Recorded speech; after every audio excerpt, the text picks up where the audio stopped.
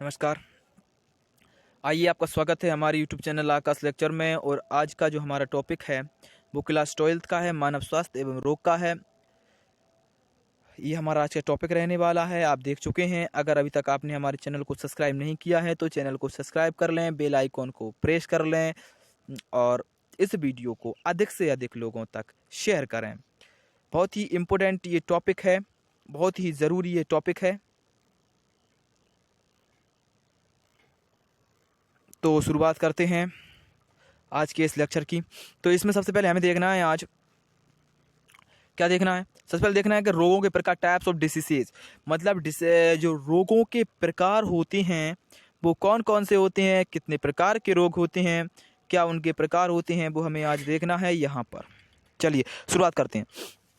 रोगों के प्रकार देखना है तो सबसे पहले देखेंगे रोगों को मोटे तौर पर दो समूहों में बांटा सकता है, जन्मजात रोग और उपार्जित रोग।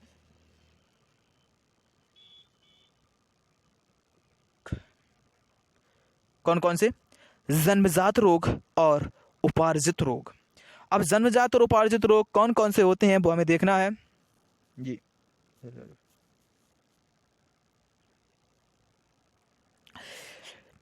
रोगों को मोटे तौर पर दो समूहों में बांटा जा सकता है, जन्मजात रोग और उपार्जित रोग। जन्मजात रोग वह रोग होते हैं जो जन्म से ही शरीर के अंदर होते हैं, जो जन्म से ही होते हैं।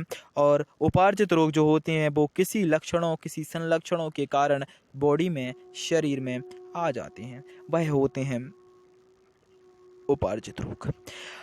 अब हमको देखना है इसमें कि जो जन्मजात रोग होते हैं वो कैसे होते हैं। जैसा कि नाम से स्पष्ट है कि जन्म के समय से उपस्थित शरीर व कार्य की ये गतियाँ जन्मजात रोग कहलाती हैं। जैसे फिनाइल कीटोन्यूरिया हो गया, ये कैसा है? जन्मजात रोग है।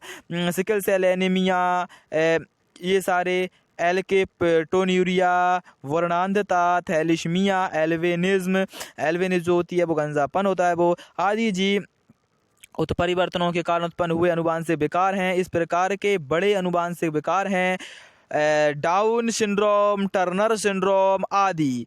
कटाहोट, तालु पर्यावरणीय जन्मजात रोग होते हैं ये सभी। तो इनके बारे में हमको नहीं देखना है, ठीक है। अब हमको देखना है उपार्जित रोग कैसे होती हैं, एक्वायर्ड डिसीज कैसे होते हैं। जन्म के बाद विकसित हुए रोग उपार्जित रोग कहलाती हैं। ये प्रमुखतः दो प्रकार के होते हैं, संक्रमक भी हो सकते हैं, असंक्रमक भी हो सकते हैं। अब संक्रमक रोग क्या होते हैं? जो संक्रमण के कारण पैदा हुए हैं वह रोग संक्रमक रोग होते हैं। कैसे रोग होते हैं? संक्रमक रोग होते हैं जो संक्रमण के कारण पैदा हुए हैं। अब आ जाते हैं संक्रमक रोग में क्या आता है। जो संक्रमक रोग होते हैं, रोगाणुओं द्वारा होने वाले रोग संक्रमक रोग कहलाते हैं। यह रोग व्यक्तियों के स्वास्थ्य पर जो होता है वो उस पर विपरीत प्रभाव डालते हैं। ये है इनका मुख्य कारण। तो ठीक है, ये सब हो गया। अब जन्मजात रोग कौन कौन से होते हैं वो हमको देखना है, ठीक है। तो हैजा, टाइफाइड, टीबी, संक्रमक रोग, हैजा, टीबी, मलेरिया, चिकनगुनिया आदि जो है संक्रमक रोगों के क्या होती हैं, ये सब उदाहरण होते हैं। किस रोगों के? कौन से रोगों के? ये सब उदाहरण होते हैं संक्रमक रोगों के। ये संक्रमक रोग होते हैं।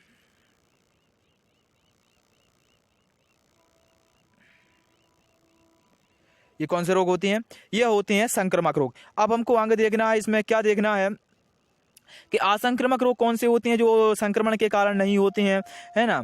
अब आते हैं इस प्रकार के रोग रोगी व्यक्ति तक ही सीमित रहते हैं तथा अन्य स्वस्थ व्यक्तियों तक संचरित नहीं होते हैं। यह निम्न प्रकार के होते हैं। अब कौन कौन से प्रकार के ये रोग होते हैं वो हमको देखना है।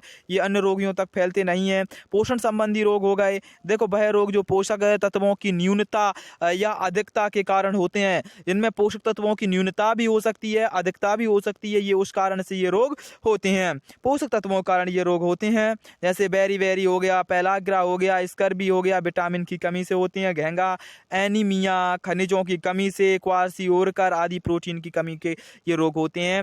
इनको आपको याद रखना है। पोषक तत्वों की अधिकता, विशेष तौर पर वसा की अधिकता से मोटापा हो जाता है, जो मधुमेह या हृदय संबंधी रोगों का कारण बनता है। ये सब आपको याद रखने चलना है। ठीक है। अब आते हैं अपहासन क्या होता है। अपहासन यह रोग यह रोग शरीर के महत्वपूर्ण अंगों जैसे हृदय, गुर्दे, मस्तिष्क, जोड़ आदि की क्रियाओं में बदलाव आ जाने के कारण विकसित होता है। मोतियाबिंद, ऑस्टियोआर्थराइटिस जो आदि सभी रोग जो होते हैं, धमनियां या कोलेस्ट्रॉम का जमाव, इस प्रकार के जी अपहासित कार्य के रोग होते हैं। ठीक है।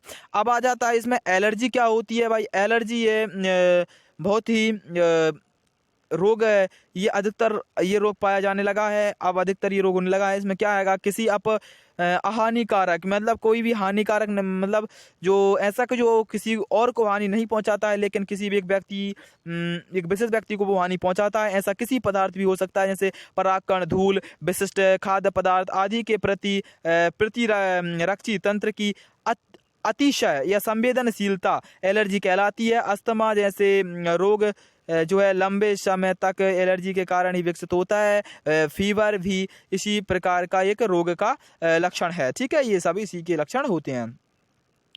अब हमको इसमें आगे देखना है कैंसर। कैंसर क्या है भाई, शरीर के ऊतकों में हुई अनियंत्रित कोशिका वृद्धि कैंसर कहलाती है, जो जैविक शारीरिक व भौतिक कारणों से उत्पन्न होती है। अब हमें ड्रग्स व एल्कोहल जन्य रोग देखना है कि मतलब ऐसे रोग भी हैंगे जो ड्रग्स व एल्कोहल के कारण ये उत्पन्न होने वाले रोग हैं। ड्रग्स व एल्कोहल के कारण उत्पन्न होने वाले, इनके सेवन के कारण उत्पन्न होने वाले रोग कौन कौन से हैं वो हमको देखना है। देखो, एल्कोहल एक अत्यधिक सेवन व नशीली दवाइयों का प्रयोग मनुष्य के यकृत यानी जो लिवर होता है, यकृत यानी कि लिवर होता है, या फिर यकृत, लिवर या फिर हृदय संबंधी रोग व मानसिक यानी कि जो मस्तिष्क के विकार होते हैं उनको बढ़ावा देता है। ठीक है, ये चीज़। अब हमको देखना है मनुष्य के सामान्य रोग कौन से होते हैं, कॉमन डिसीज एंड ह्यूमंस जो कौन कौन से होते हैं वो देखना है। कॉमन रोग कौन कौन से होते हैं, संक्रामक रोग कौन कौन से होते हैं, किसी विशिष्ट सूक्ष्म जीव जिसे रोगाणु या रोगकारक जीव कहा जाता है के कारण होने वाला संक्रामक रोग कहलाता है। प्रमुख रोग का जो कारी जीव के विषाणु, जीवाणु, प्रोटोजोआ, कवक व कृमि आदि रोगकारी जीव के प्रकृति के आधार पर संक्रामक रोग निम्न प्रकार के होते हैं। पहला आ जाता है विषाणु जन्य रोग। ऐसा रोग जो विषाणुओं के कारण होता है विषाणुजन्य रोग कहलाता है। मतलब विषाणुओं के कारण होने वाला रोग विषाणुजन्य रोग कहलाता है। इन्फ्लुएंजा, चिकन पॉक्स, खसरा, मम्स, पोलियो, एड्स, रेबीज, चेचक, डेंगू, चिकनगुनिया, लैंगिक मस्से, हेपेटाइटिस बी, सामान्य जुकाम आदि सामान्य ये हैं। अब इनको याद कैसे रखें कि कौन सा विषाणुजन्य रोग है, ये इससे क्वेश्चन बनता है कि इसमें से चारों के नाम दे दिया, उसमें से एक अलग हैगा, उसका नाम पूछ लीजिए, बताइए वो कौन सा है, तो ऐसा क्वेश्चन बनता है। अब ये बात आती है इन सबको वो याद कैसे रखें, तो याद रखने का इसको एक तरीका होता है। विषाणुजन्य रोग, उसमें सभी के सभी विषाणुजन्य रोग आ जाते हैं। ऐसा हमारे पास एक ट्रिक है, उस ट्रिक का लिंक डिस्क्रिप्शन में दिया गया है। आप उस वीडियो को जाकर देखेंगे तो आपको इन सारी की सारी जो समस्याएं हैं इनका हल हो जाएगा कि कैसे याद रखें इन सारे रोगों को। ठीक है, आप उसके लिए इसको देख सकते हैं। ठीक है, आप उस वीडियो को देखेंगे तो इन सभी रोगों के नाम आपको ऑटोमेटिक अपने आप ही याद हो जाएंगे। उसको याद रखना पड़ेगा, एक लाइन को, आपको सब याद हो जाएंगे, टेंशन की बात नहीं। अब आता है जीवाणुजन्य रोग, उसमें जीवाणु, विषाणु, प्रोटोजोआ सभी रोग उसमें उस लिंक में आ जाते हैं। आप उनमें से सभी रोगों को याद कर सकते हैं उस लिंक के थ्रू। ठीक है, हम उस लिंक को इसके डिस्क्रिप्शन में वीडियो को डाल देते हैं, अभी देख लेना आप। जीवाणुजन्य रोग, जीवाणुओं के कारण होने वाले रोग जीवाणुजन्य रोग कहलाते हैं। प्रमुख जीवाणुजन्य रोग कौन कौन से होते हैं, हैजा, typhoid, pneumonia, TB, cold, tetanus, diphtheria, syphilis, gonorrhoea, anthrax, काली खांसी, ये सभी इसमें होती हैं। एथ्रेक्स होता है, वो सभी इसमें होते हैं। अब आते हैं प्रोटोजुअल रोग कौन कौन से होते हैं भाई। प्रोटोजुअल रोगों में सबसे पहले आ जाता है कि प्रोटोजुअल रोग होते कौन कौन से हैं, तो परजीवी प्रोटोजुआओं के कारण होने वाले रोग प्रोटोजुअल रोग कहलाते हैं। प्रोटोजुआ द्वारा मनुष्य में होने वाला सामान्य रोग अमीबिया पैचिस हैगा। अमीबिया पैचिस जो हैगा यानी ये दस्त होती हैं, इसके कारण ये अमीबिया पैचिस होता है। मलेरिया, कालाजार, निद्रा रोग, जो निद्रा रोग है ये किसके कारण होता है भाई, ये सीसी मच्छी नहीं मक्खी, सीसी मक्खी होते हैं, उसके कारण ये निद्रा रोग हो जाता है। इसे ट्रोपिनोमा कहते हैं। ट्रोपिनोमा किसके ट्रोपिनोमा के कारण ये होता है, जो प्रोटोजोआ होता है ट्रोपिनोमा उसके कारण होता है निद्रा रोग। ठीक है, ये सब इसी कारण होती हैं। अब आता है कवकजन्य रोग कौन कौन से होते हैं। फंगल डिसीज होते हैं जो मनुष्य में कुछ संक्रामक रोग कवकों के कारण होती हैं। अब मनुष्य में कुछ संक्रामक रोग जो होते हैं वो कवकों के कारण होते हैं, जैसे टीनिया, टीनिया जिसको हम दाद बोलते हैं, दाद खाज खुजली के नाम से जाना जाता है, मनुष्य का सर्वाधिक सामान्य कवकजन्य रोग है। ठीक है, ये सब इसी से होती हैं। ट्राइकोफाइटॉन, माइक्रोस्पोरम प्रजाति आदि इसी कारण से ये उनके कारण से ये होती हैं रोग। अब आता है एक प्रमुख रोगकारी है, यह त्वचा पर एक गोल क्षेत्र में प्रभावित करता है, इन्हें रिनवर्ग कहते हैं, जिसे हम दाद भी कहते हैं। रिनवर्ग ये त्वचा पर यानी मुख्यतः ये गालों पर होता है, यह रोग होता है। ये किसके कारण होता है, ये होता है कवक के कारण ये रोग होता है। अब हमको देखना है कृमिजन्य रोग कौन कौन से हैं भाई। कृमिजन्य रोग भी होते हैं, तो कृमिजन्य रोग कौन कौन से हैं वो हमको देखना है। तो कृमिजन्य रोग अनेक परजीवी कृमि मनुष्य के अंतः परजीवी के रूप में न रहकर रोग उत्पन्न करते हैं। प्रमुख कृमिजन्य रोग हैंगे एस्केरियासिस। एस्केरियासिस के बारे में हमने कल बता दिया था। एस्केरियासिस ये होता है, ये अंडे देता है मनुष्य के नाखूनों में और फिर मुंह के द्वारा शरीर में प्रवेश करता है और बड़ी आंत में ये अपना रहन बसेरा करता है, यानी अपना घर बना लेता है, वहीं अपना बसेरा रखता है ये कहाँ पर, बड़ी आंत में, और वहीं उसको क्षति पहुंचाता रहता है। अपने शरीर का ये पोषक तत्वों को ग्रहण करता है और बीमारी भी ये उत्पन्न करता है एस्केरियासिस। तो फाइलेरियासिस होती हैं, फाइलेरियासिस ये भी कृमि होती हैं, ये भी शरीर के अंदर ही होती हैं। टीनियासिस ये सभी कृमि होती हैं, ये कृमिजन्य रोग होती हैं और ये कृमि शरीर के अंदर जाकर उसको क्षति पहुँचाते हैं। ठीक है, अब हमको इसमें अगला जो है वो देखना है कि संक्रमण व ग्रसन यानी इन्फेक्शन व इन्फेस्टेशन क्या होता है। सूक्ष्म जीवियों के शरीर में उपस्थित बनी रोगकारी स्थिति संक्रमण कहलाती है, जबकि जंतु परजीवियों यानी जैसे जूं हो गए, ये बालों पर रहते हैं, ये कृमियां शरीर के अंदर ये होती हैं, इन्फेक्शंस होती हैं सभी के सभी। और एस्केरियासिस व त्वचा जो किलियाँ होती हैं में पाया जाने वाला ग्रसन या रोगजनक मनुष्य द्वारा प्रयोग किए जाने वाली वस्तुओं के खाद्य पदार्थों में पाया जाने वाला संदूषण कहलाता है। ये क्या कहलाता है, संदूषण, यानी ये प्रदूषण कहलाता है। ठीक है, इसको आप याद रख लीजिए। अब आ जाता है जो परजीवी है, परजीवी बनाम रोगाणु। परजीवी किस प्रकार से रोगाणु का कार्य करता है वो हमको इसमें देखना है। परजीवी बनाम रोगाणु, देखो रोग पैदा करने वाले परजीवियों को रोगाणु या रोगजनक कहा जाता है। सभी परजीवी जैसे चूंकि पोषक के शरीर में भोजन प्राप्त कर कुछ असमानता पैदा कर देते हैं, अतः प्राय सभी को रोगाणु या रोगजनक जीव कहा जाता है। मनुष्य की आहार नाल में अनेक प्रकार के सहजीवी जीवाणु पाए जाते हैं जो महत्वपूर्ण पोषक पदार्थों का संश्लेषण करते हैं। इसी प्रकार त्वचा के ऊपर भी अनेक मित्र जीवाणु भी पाए जाते हैं जो उसको नुकसान नहीं पहुंचाते हैं। ये सब इसमें हो गया। अब एक चार्ट आता है इसमें, ये चार्ट होता है कि प्रत्येक संचरण कौन करता है और अप्रत्यक्ष संचरण कौन करता है, कैसे किसका संचरण होता है, प्रत्यक्ष संचरण कौन करता है और अप्रत्यक्ष जो संचरण हैगा वह कौन करता है, उसके बारे में हमें देखना है। तो इसमें जो सबसे पहला हैगा हमारा वो देखेंगे हम, क्या कह रहा है कि प्रत्यक्ष संचरण कह रहा है तो जो डायरेक्ट जाते हैं वो कौन से होते हैं और इनडायरेक्ट जाते हैं वो मतलब ट्रांसमिशंस, यानी डायरेक्ट ट्रांसमिशन से यानी कि जो डायरेक्ट ट्रांसफर हो जाते हैं और इनडायरेक्ट ट्रांसमिटेड यानी अप्रत्यक्ष रूप से ये संक्रमित हो जाते हैं। रोगी व्यक्ति के संपर्क में आने पर ये हो जाता है।